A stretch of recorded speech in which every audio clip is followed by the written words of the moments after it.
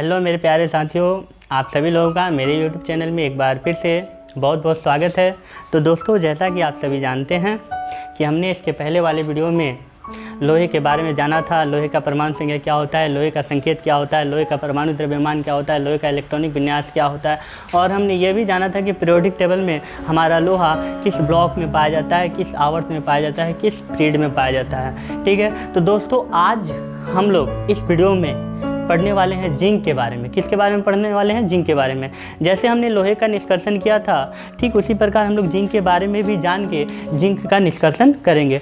ठीक है दोस्तों, तो आप सभी को मैं सबसे पहले बता दूं, जिंक यानी जिसको हम लोग जस्ता बोलते हैं। क्या बोलते हैं? जस्ता। इसका सूत्र क्या होता है, इसको पहले हम लोग जानते हैं। तो आप सभी को पता होगा जस्ते का संकेत क्या होता है। ये आप लोगों ने 9th-10th में ही पढ़ा होगा। मैं बार बार बोलता हूँ, आप लोग क्या, आपके जो जूनियर क्लास के बच्चे हैं उनको भी ये पता होगा कि जस्ते का संकेत क्या होगा। तो जस्ते का संकेत क्या होता है? तो जस्ते का संकेत होता है Zn। क्या होता है दोस्तों? जस्ते का संकेत होता है Zn। अब रही बात इसकी परमाणु संख्या क्या होती है, परमाणु द्रव्यमान क्या होता है, इसके बारे में भी हम लोग जान लेते हैं। तो दोस्तों, आपने 10th 9th में ही याद किया होगा कि जस्ते का परमाणु संख्या क्या होता है, परमाणु द्रव्यमान क्या होता है। फिर भी मैं आप लोगों को लिख के बता देता हूँ कि जस्ते का परमाणु संख्या 30 होता है। कितना होता है दोस्तों? 30 होता है। ठीक है, और परमाणु द्रव्यमान होता है 65.38। ठीक है, ये आप लोग बार बार बोलिएगा तो याद हो जाएगा। क्या? परमाणु संख्या 30, परमाणु द्रव्यमान 65.38। ठीक है, और इसका इलेक्ट्रॉनिक विन्यास हम लोग लिख लेते हैं। क्या लिखते हैं? इलेक्ट्रॉनिक विन्यास। तो दोस्तों, आपने इलेक्ट्रॉनिक विन्यास 10th में ही सीखा है। इलेक्ट्रॉनिक विन्यास हम लोग जो भी लिखते हैं वह किस आधार पे लिखते हैं, परमाणु संख्या पे या परमाणु द्रव्यमान के आधार पे। तो इलेक्ट्रॉनिक विन्यास लिखने का हमारा बेस होता है एटॉमिक नंबर यानी कि परमाणु संख्या। तो इलेक्ट्रॉनिक विन्यास इसका होता है 1s2। क्या? 1s2, 2s2, 2p6, 3s2, 3p6, 3d6 और 4s2।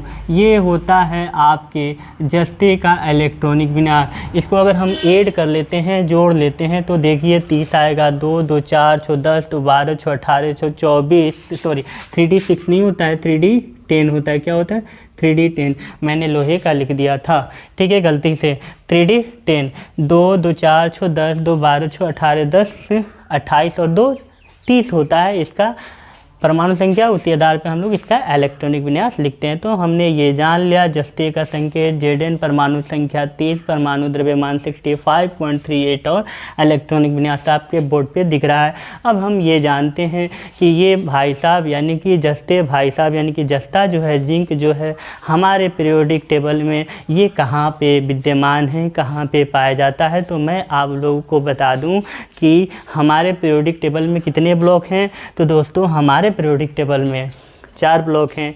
एक एस ब्लॉक, एक पी ब्लॉक, एक डी ब्लॉक, एक एफ ब्लॉक। एस ब्लॉक जो है हमारे पीरियोडिक टेबल में बाएं साइड में है, पी ब्लॉक जो है हमारे पीरियोडिक टेबल में दाएं साइड में है, एफ ब्लॉक जो है हमारे पीरियोडिक टेबल में नीचे है, और डी ब्लॉक जो है एस ब्लॉक और पी ब्लॉक यानी दाएं और बाएं के बीच में, पीरियोडिक टेबल में बीच में जो डी ब्लॉक है उसको हम लोग बोलते हैं डी ब्लॉक एलिमेंट्स। तो ये हमारा जो जिंक है, जस्ता जो है, ये डी ब्लॉक के अंतर्गत आता है। कहाँ आता है? डी ब्लॉक के अंतर्गत आता है। अब हमने ये जाना कि ये किस ब्लॉक में आता है? डी ब्लॉक में। अब डी ब्लॉक में ये किस पीरियड में आता है, यानी कि किस आवर्त में आता है और किस वर्ग में आता है, इसको भी हम लोग देख लेते हैं। तो ये जो है जस्ता जो है, जस्ता हमारा डी ब्लॉक में चौथे आवर्त में आता है। किस आवर्त में आता है? चौथे आवर्त में आता है, चौथे आवर्त में। और वर्ग की संख्या कितनी होती है? तो वर्ग की संख्या होती है 12, यानी कि 12वें ग्रुप में, 12वें वर्ग में आता है।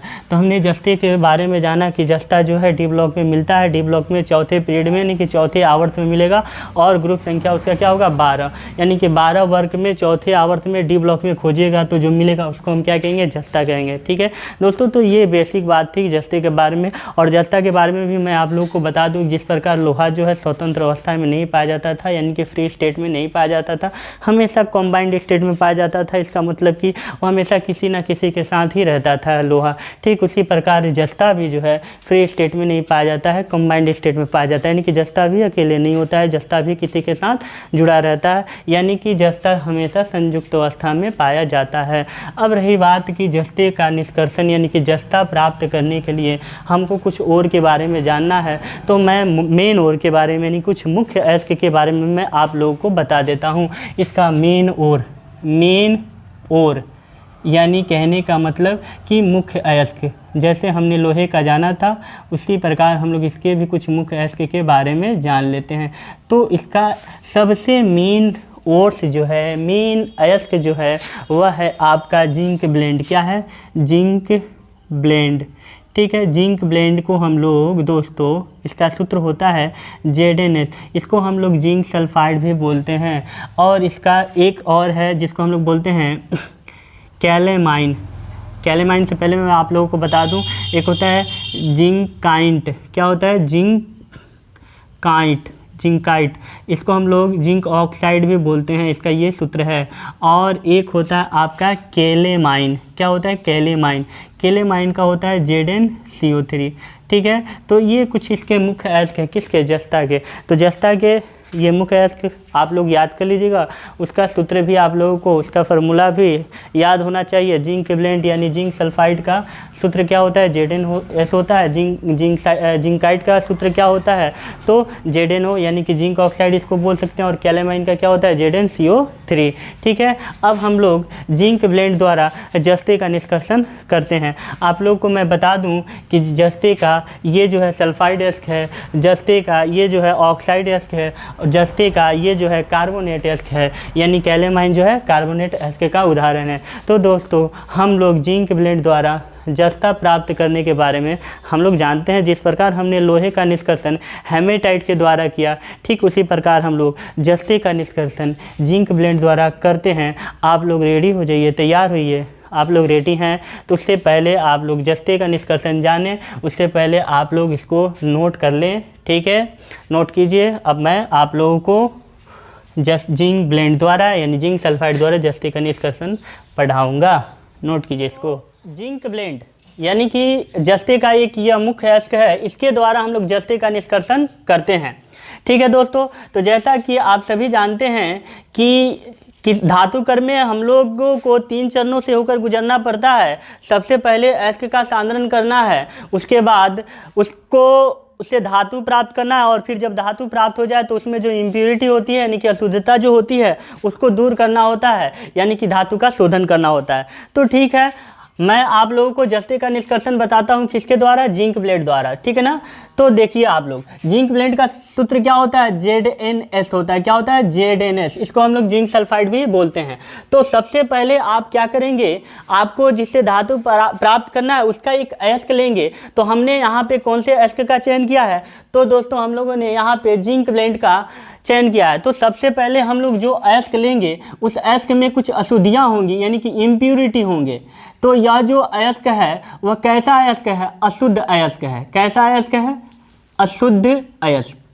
ठीक है दोस्तों, अब रही बात इस अशुद्ध अयस्क से, पहले हमको अयस्क को शुद्ध करना है, बाद में हम अयस्क से धातु को निकालेंगे।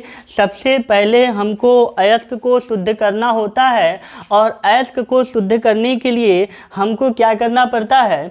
तो अयस्क का सांद्रण करना पड़ता है। क्या करना पड़ता है? अयस्क का सांद्रण। जैसा कि मैंने आपको बताया था कि धातु कर्म में सबसे पहला प्रोसेस अयस्क का सांद्रण, यानी कि सबसे पहले आपको अयस्क के सांद्रण से होकर गुजरना पड़ता है। ठीक है दोस्तों, तो सबसे पहले हम लोग क्या करेंगे? अयस्क का सांद्रण करेंगे। अब हमारे दिमाग में एक क्वेश्चन चल रहा है कि अयस्क का सांद्रण करेंगे, तो मैंने आपको सांद्रण की कई सारी विधियां बताई थी, लेकिन यहाँ पे इस वाले अयस्क का सांद्रण करने के लिए हम कौन से विधि का उपयोग करेंगे? तो आपके सामने बहुत सारी विधियों को बताया जा चुका है, जैसे gravity separation method, magnetic separation method, ठीक है, फिर फेन प्लॉन विधि। तो हम लोग इस प्रकार का अयस्क यानी कि जिसमें सल्फर है, और आप लोग को याद होगा जब मैं गुरुत्व पृथक्करण विधि के बाद मैंने जब फेन प्लॉन विधि पढ़ाई थी, कौन सी विधि? फेन प्लॉन विधि। कौन सी विधि? फेन प्लॉन विधि। फेन फ्लोन विधि जब मैंने आपको पढ़ाई थी तो इस पे मैंने आपको जोर दिया था कि फेन फ्लोन विधि द्वारा वैसे अयस्कों का सांद्रण करते हैं जिसमें सल्फर हो, यानी कि सल्फाइड अयस्कों का सांद्रण करते हैं। सांद्रण फेन फ्लोन विधि द्वारा किस प्रकार के अयस्कों का किया जाता है? तो सल्फाइड अयस्कों का किया जाता है। कैसे अयस्कों का सांद्रण किया जाता है? सल्फाइड अयस्क। तो जाहिर सी बात है ये जो हमारा जिंक ब्लेंड है इसमें देखिए सल्फर है, यानी कि यह जो अयस्क है कैसा अयस्क है? तो ये जस्ते का सल्फाइड अयस्क है। कैसा अयस्क है दोस्तों? सल्फाइड अयस्क है। तो इसका सांद्रण हम लोग किस विधि द्वारा करेंगे? तो फेन फ्लोन विधि द्वारा करेंगे। आपको याद होगा, मैं आप लोगों के लिए हाईलाइट दिखला देता हूं कि फेन फ्लोन विधि में हम लोग क्या क्या करते हैं। तो याद कीजिए, फेन फ्लोन विधि में हम लोग क्या करते हैं कि एक टब लेते हैं। क्या लेते हैं? एक टब लेते हैं, इसमें पानी भरा रहता है और हम क्या करते हैं कि एक पाइपलाइन के द्वारा हम एक पाइपलाइन इसमें डाल देते हैं ताकि इसमें हम हवा डाल सके, यानी कि फूंक सके हवा, ठीक है ना, इसमें हवा दे सके, ठीक है। इस तरह रहता है और इसमें क्या होता है, बारीक बारीक छिद्र होता है, यहाँ से हवा इसके अंदर प्रवेश कर पाए। और हम क्या करते हैं कि जिस अयस्क का हमको सांद्रण करना है फेन फ्लोन विधि में, उस अयस्क को क्या करते हैं, पीस कर महीन कर लेते हैं और उस अयस्क को, जैसे ये जो अयस्क है आपका, इसको का महीन चूर्ण हम इसमें डालते हैं। किस में डालते हैं? इसमें डालते हैं। और इसके बाद इसमें हम टारपीन का तेल मिला देते हैं। कौन सा तेल? टारपीन का तेल मिला देते हैं। उसके बाद हम यहाँ से फूंक मारते हैं, यानी कि हवा का झोंका दिया जाता है। और जब हवा का झोंका देते हैं तो आपको याद होगा कि जब हवा का झोंका देते थे तो क्या उत्पन्न होता था? झाग उत्पन्न होता था, यानी कि फेन उत्पन्न होता था। और फेन के साथ आपका जो अयस्क है यहाँ फेन फेन फेन फेन, ठीक है, इस फेन के साथ आपका अयस्क, इसमें कौन सा अयस्क मिला है? ZnH। तो ZnH का जो शुद्ध पार्ट है, शुद्ध हिस्सा है, वह इस फेन के साथ आ जाता है ZnH, और इसमें जो अशुद्धियाँ थी वह नीचे जाके जम जाती है। और इस प्रकार इसको हम क्या करते हैं, इस फेन को बाहर निकाल के सुखा लेते हैं। इस प्रकार आपके अयस्क का सांद्रण हो जाता है, यानी कि आपका अयस्क प्योर हो गया, यानी कि आपका अयस्क क्या हुआ? शुद्ध हो गया। तो हमने अयस्क का क्या कर लिया? सांद्रण कर लिया। यानी इस प्रकार हमने कौन सा अयस्क प्राप्त किया? सांद्रित अयस्क। तो दोस्तों यहाँ पे पहले हमने अशुद्ध अयस्क लिया। कौन सा अयस्क? Zinc blende. इसको हमने शुद्ध किया, क्या करके? सांद्रण करके। कौन सी विधि का अप्लाई करके? तो फेन फ्लोन विधि द्वारा हमने अयस्क का सांद्रण किया, तो सांद्रित अयस्क प्राप्त हो गए। अब हमारा ये जो सांद्रित अयस्क है, यानी कि ZnH है, यहाँ पे भी, यहाँ पे ZnH जो था वह अशुद्ध था, यहाँ पे अब ZnH जो है वह शुद्ध अयस्क है। अब हमको क्या करना है, तो आपको याद होगा कि धातु कर्म जब हम कर रहे थे तो धातु कर्म में सबसे पहले हमने अयस्क का सांद्रण किया था, और दूसरा था अयस्क से धातु प्राप्त करना। तो धातु प्राप्त करने में भी दो प्रोसेस थे। एक था कि जो अयस्क है, यानी कि जो सांद्रित अयस्क है, उसको हमको ऑक्साइड में बदलना है, और ऑक्साइड में बदल जाए तो वहाँ से ऑक्सीजन को हटा के, यानी कि अवकरण करके उसको धातु में हम प्राप्त कर लेंगे।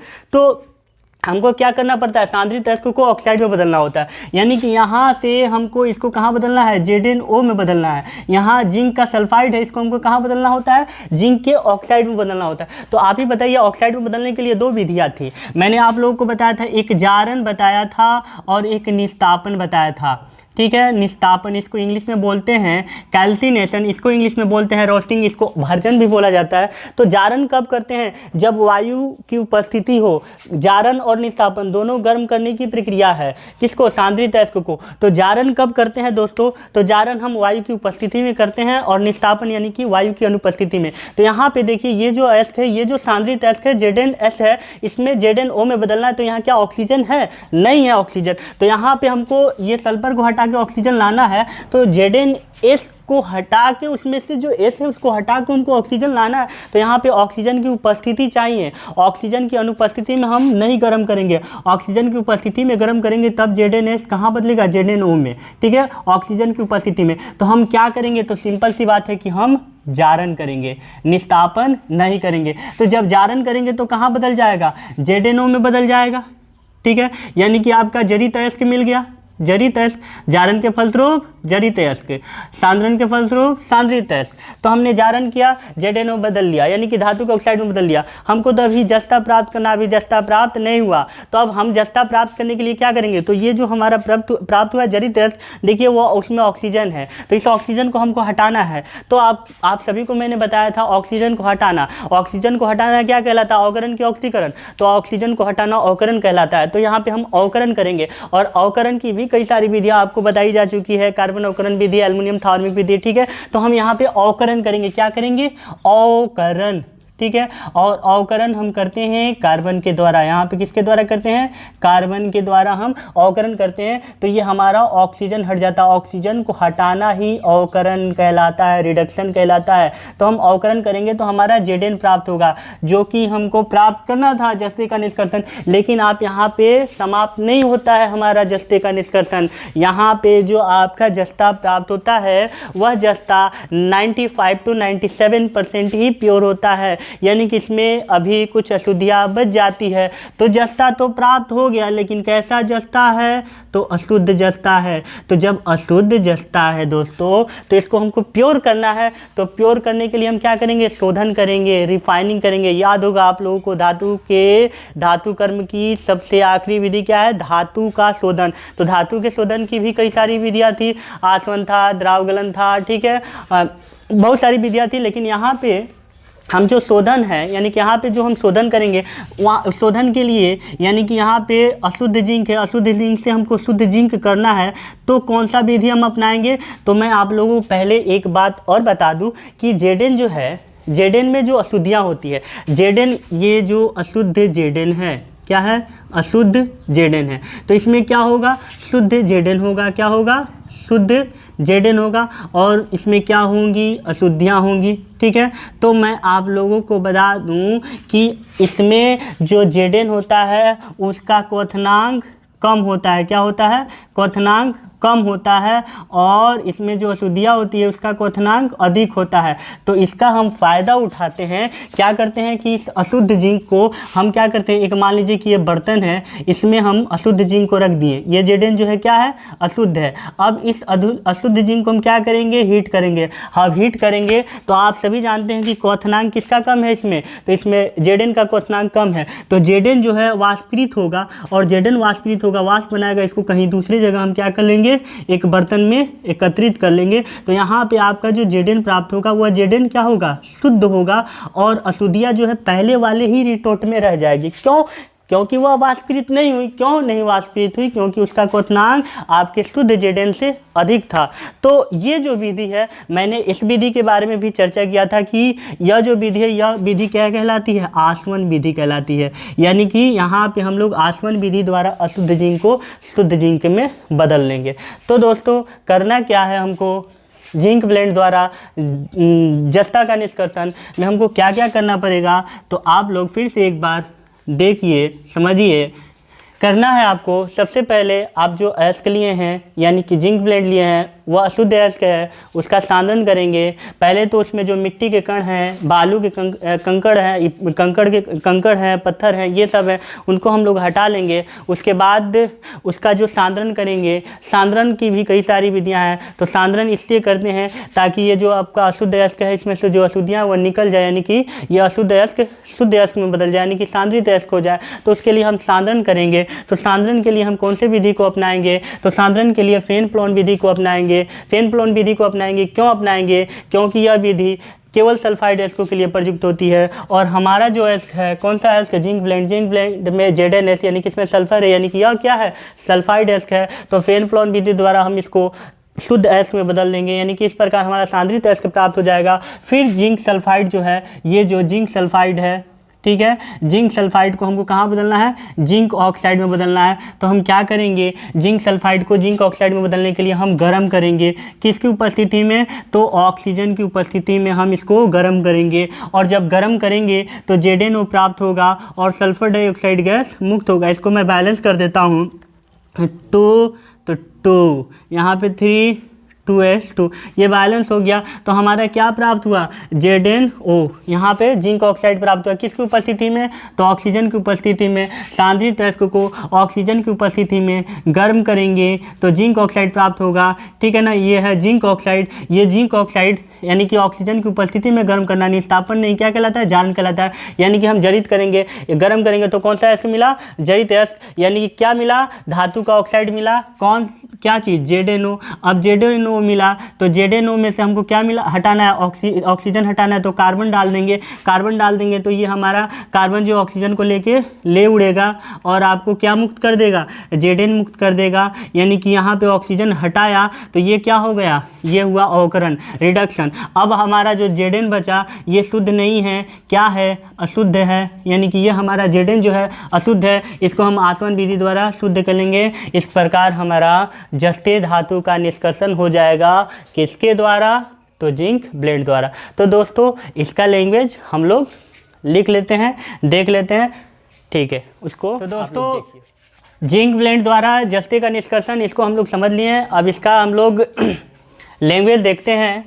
देखिए जिंक ब्लेंड द्वारा जस्ते के निष्कर्षण में हम लोगों को इन चरणों से होकर गुजरना पड़ता है। इसका सांद्रण करेंगे, जारण करेंगे, अवकरण करेंगे, फिर उसका शोधन करेंगे। तो मैं पढ़ के बताता हूँ। सबसे पहले हमको करना क्या है, सर्वप्रथम अयस्क को साफ़ कर लेंगे। साफ़ कर लेंगे का मतलब क्या, उसमें जो मिट्टी है, पत्थर के टुकड़े हैं, उनको हम क्या कर लेंगे, हटा लेंगे, ठीक है ना। मिट्टी तथा पत्थर के टुकड़े से अलग कर लेते हैं और इसके बाद हम सांद्रण करते हैं। इसके बाद इसको महीन करके, किसको महीन करके, तो आपको याद रखना चाहिए, आपके दिमाग में हमेशा होना चाहिए कि जब भी आप सांद्रण करें तो सांद्रण करने से पहले आपको अयस्क का महीन चूर्ण बनाना होता है। तो अयस्क के महीन चूर्ण को महीन चूर्ण करके फेन प्लॉन विधि द्वारा सांद्रित करते हैं। और मैं बार बार आपको बोल रहा हूँ कि फेन प्लॉन विधि द्वारा सांद्रण हम क्यों करेंगे, क्योंकि यहाँ पे जो हमारा अयस्क है वह कौन सा अयस्क है, तो सल्फाइड अयस्क है। कौन सा अयस्क है, सल्फाइड अयस्क। तो इसमें होता क्या है कि जिंक ब्लेंड फेन के साथ ऊपर चला आता है, ठीक है ना। फेन के साथ आपका जो जिंक ब्लेंड है वह देखिए इसी तरह का सेटअप होता है। इसके बारे में मैं इससे संबंधित एक वीडियो में बना चुका हूँ, फेन प्लॉन विधि के बारे में ही एक वीडियो बना चुका हूँ। और मैं आप लोगों से बार बार अपील करता हूँ कि आप लोग मेरे पहले वाले वीडियो को देखें, ठीक है, ताकि आने वाले जो भी टॉपिक हो रहे हैं, जो भी पॉइंट मिल रहे हैं, उनमें कोई भी आप लोगों को असुविधा ना हो, ठीक है दोस्तों। तो हम क्या करते हैं, जिंक ब्लेंड फेन के साथ ऊपर चला जाता है और अधिकांश अशुद्धियाँ जो है वह इसके नीचे क्या होती है, जमा होती है। उसके बाद हम क्या करते हैं कि फेन के साथ अयस्क को छान कर क्या कर लेते हैं, बाहर कर लेते हैं। इस प्रकार हमारा अयस्क जो है, अयस्क क्या होता है, प्योर हो जाता है, यानी कि सांद्रित अयस्क हो जाता है। अब बारी होती है क्या करने की, अब बारी होती है जारण करने की, यानी कि गर्म करने की। तो जारण यानी क्या, वायु की उपस्थिति में गर्म करना। तो आपका जो अयस्क है यानी कि जिंक ब्लेंड, यानी कि यहाँ के जो आपका सांद्रित अयस्क है, इसको हम वायु की उपस्थिति में क्या करते हैं, गर्म करते हैं। तो गर्म करते हैं तो क्या मिलता है, जिंक ऑक्साइड मिलता है। यानी सांद्रित अयस्क को उच्च ताप पर वायु की उपस्थिति में गर्म किया जाता है, ठीक है। सांद्रित अयस्क को उच्च ताप पर वायु की उपस्थिति में गर्म करते हैं, अंत में जिंक ऑक्साइड प्राप्त होता है, ZnO प्राप्त होता है। उसके बाद हम क्या करते हैं कि इस ऑक्सीजन को हटाना है। तो इस ऑक्सीजन को हटाने के लिए हम क्या करेंगे, अवकरण करेंगे। तो प्राप्त जो जरित अयस्क है को कोक के साथ, कोक यानी क्या, कार्बन, क्या, कार्बन। बैटरी में मिलता है काला काला कार्बन, उसको फोड़ के देखिएगा बैटरी में, वही होता है कोक, ठीक है ना। तो कोक के साथ हम क्या करते हैं, उसको गर्म करते हैं मिट्टी के रिटॉर्ट में, यानी कि मिट्टी वाले बर्तन में ले जाकर इतना केल्विन ताप पर, 16 से 73 केल्विन ताप पर हम क्या करते हैं, गर्म करते हैं। और किसके साथ, तो कोक के साथ, कोक यानी कि कार्बन के साथ। तो ऐसा करेंगे तो क्या होगा कि अशुद्ध जस्ता प्राप्त होता है। आपको क्या मिलता है, अशुद्ध जस्ता मिलता है। इसको, ये जो अशुद्ध जस्ता है, इसमें कई सारी की गंदगियाँ विद्यमान होती हैं। इस अशुद्ध जस्ते को दोस्तों स्पेल्टर कहा जाता है। क्या कहा जाता है, स्पेल्टर। याद रखिएगा, आप लोग एग्जाम में पूछ देता है कि स्पेल्टर क्या है, तो अशुद्ध जस्ता ही क्या कहलाता है, स्पेल्टर कहलाता है। क्या कहलाता है, स्पेल्टर, ठीक है ना। अब आपका जो धातु है यानी कि आपका जस्ता प्राप्त हो गया, तो जो जस्ता है वो क्या है, शुद्ध नहीं है, अशुद्ध है। तो उसको हम शोधन करेंगे। तो शोधन करने के लिए हम क्या करेंगे, एक विधि को अप्लाई करेंगे। अंत में जस्ते में उपस्थित अशुद्धियों को आसवन विधि द्वारा, वही आसवन विधि का यूज क्यों करते हैं, क्योंकि जस्ते का क्वथनांक जो होता है वो क्या होता है, कम होता है, जिस कारण हम गर्म करेंगे तो जस्ता केवल क्या होगा, वाष्पीत होगा, यानी वाष्प में बदलेगा और उसको किसी दूसरे बर्तन में एकत्रित कर लेंगे। और जो अशुद्धियाँ होंगी वह पहले ही बर्तन में, यानी पहले वाले रिटोर्ट में रह जाएगी और शुद्ध जो जस्ता है वह दूसरे बर्तन में जाके एकत्रित हो जाएगा। इस प्रकार हमारा जस्ता प्राप्त हो जाएगा और वह जस्ता 99.9% प्योर होगा, शुद्ध होगा। ये रहा जिंक ब्लेंड द्वारा जस्ते का निष्कर्षण, ठीक है दोस्तों। आप आपको अगर एग्जाम में आ जाए कि ZnO द्वारा जस्ते का निष्कर्षण, ये भी धातु का मतलब ये भी जो है जस्ते का निष्कर्षण है। तो जस्ते का निष्कर्षण जिंक ऑक्साइड द्वारा आप कैसे करेंगे? तो जिंक ऑक्साइड द्वारा जस्ते का निष्कर्षण आराम से आप यहाँ से ही शुरू कर दीजिए। जिंक ऑक्साइड में कार्बन मिला के गर्म कीजिए, ये प्राप्त होगा। उसके बाद फिर इसको आप शोधन कर सकते हैं। यानी ये भी जिंक ऑक्साइड जो है, जिसको हम लोग कैलेमाइन बोलते हैं, ये भी क्या है? जस्ते का आपका क्या है?